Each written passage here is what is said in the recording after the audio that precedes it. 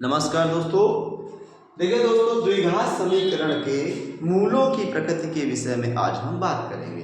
ये class 10th का chapter है जिसमें द्विघात समीकरण के क्वेश्चंस पूछे जाते हैं। द्विघात समीकरण होता कैसा है, वो इस तरह से दिखता है। A square plus B X plus C is equal to 0 where does not equal to A 0, जहां पर ए 0 के बराबर नहीं होगा। अगर वो 0 हो जाता है तो ये रैखिक समीकरण बन जाता है। A X square plus B X plus C equal to 0, इसमें दो मूल प्राप्त होते हैं। इसके विषय का वीडियो में बता चुका हूँ, जो किस तरह से होंगे। X is equal to minus b plus minus under root b square minus 4ac upon 2a कहलाता है। ठीक है दोस्तों, B square minus 4ac upon 2a कहलाता है।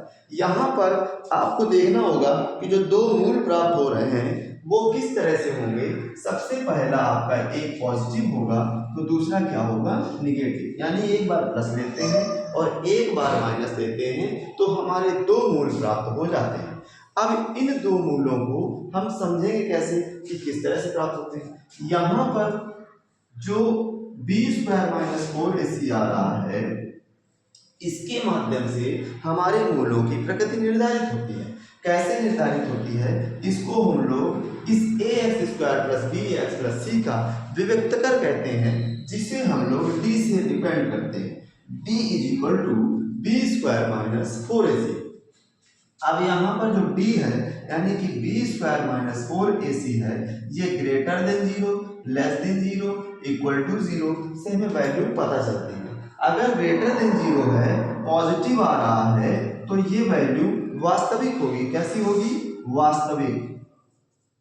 और नेगेटिव आ रहा है तो ये वैल्यू काल्पनिक होगी या वास्तविक नहीं होगी, आप लिख सकते हैं।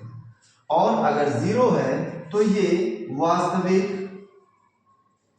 और समान, दो तरह की वैल्यू निकलेगी। यानी दोनों मूल बराबर भी हो सकते हैं। दोनों मूल ए अगर 0 आएगा तो बराबर होंगे। ये हमारे मूलों की प्रकृति निर्धारित करने का और जानने का एक तरीका है, जिसके माध्यम से हम लोग सॉल्व करेंगे। जैसे क्वेश्चन दिया गया है, हम लोग बुक से क्वेश्चन लेकर के चलते हैं। क्या क्वेश्चन है देखते हैं। पहला क्वेश्चन दिया गया है 3x square minus 2x 3x square minus 2x plus 7 is equal to 0, और कहा गया है इसके मूलों की प्रकृति कैसी हो। सबसे पहले यहाँ से हम A X square plus B X plus C equal to 0 से इसकी क्या करेंगे, तुलना करेंगे।